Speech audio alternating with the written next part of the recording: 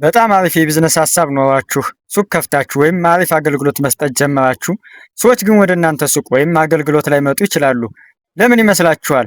ችግሩ የእናንተ ምርት መጥፎ መሆን ወይም የቦታ ምርጫችሁ ላይሆን ይችላል። ትልቁ ስህተት የገበያ ፍላጎት መኖሩን አስቀድማችሁ አለማጥናታችሁ ነው። ዛሬ በዚህ ቪዲዮ የገበያ ፍላጎት ምን ማለት እንደሆነና ቢዝነስ ከመጀመራችሁ በፊት ልጀምር ያሰብኩትን ቢዝነስ ሰዎች ይፈልጉታል ወይስ አይፈልጉትም የሚለውን የምታረጋግጡበት 3 ወሳኝ መንገዶችን እነግራችኋለሁ። አብራችሁ ይቆዩ። በመጀመሪያ ደረጃ የገበያ ፍላጎት ወይም ማርኬት ዲማንድ የምንለው ምን ማለት ነው? በቀላል አማርኛ የገበያ ፍላጎት ማለት ሰዎች እኛ የምንሸጠውን ዕቃ ወይም የምንሰጠውን አገልግሎት የመግዛት አሊያም የመጠቀም አቅምና ፍላጎት ሲኖራቸው ነው።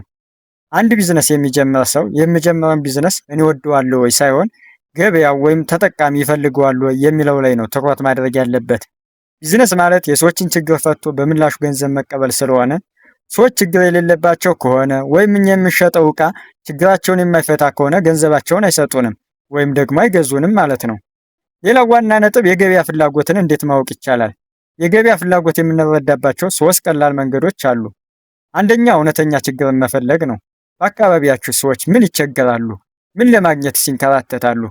ለምሳሌ በአንድ ሰፈር ውስጥ ጥሩ የልጆች ልብስ ሱቅ ከሌለና እናቶች ረጅም መንገድ እየሄዱ የሚገዙ ከሆነ እዚያ ሰፈር የልብስ ሱቅ መክፈት ያዋጣል። ምክንያቱም የገበያ ፍላጎት አለ ማለት ነው። ሁለተኛ ተፎካካሪዎችን ማየት። ልጀምር ያሰብኩት ቢዝነስ አሁን እየሰሩ ያሉ ሰዎች አሉ? ሱቃቸውስ ደንበኛ ይበዛበታል?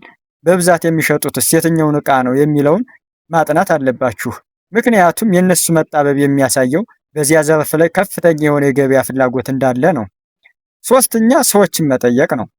ቢዝነስ ከመጀመራችሁ በፊት ሊገዟችሁ የሚችሉ ሰዎችን በወሬ መሃል ጠይቋቸው። እንዲህ አይነት ዕቃ እዚህ አካባቢ ቢኖር ትገዛላችሁ? አሁንስ ከየት ነው የምትገዙት? ምንስ ይጎድለዋል ብላችሁ መረጃ ሰብስቡ። ሌላው ማወቅ ያለባችሁ የምኞት ፍላጎትና የገበያ ፍላጎት ልዩነት ነው። እዚህ ጋር መጠንቀቅ አለባችሁ። አዎ ቢኖር ጥሩ ነው ስላሉ ብቻ ፍላጎት አለ ማለት አይደለም። እውነተኛ የገበያ ፍላጎት የሚባለው የሰዎች ፍላጎት ብቻ ሳይሆን ገንዘብ አውጥቶ የመግዛት አቅምና ፈቃደኝነት ሲኖራቸው ነው።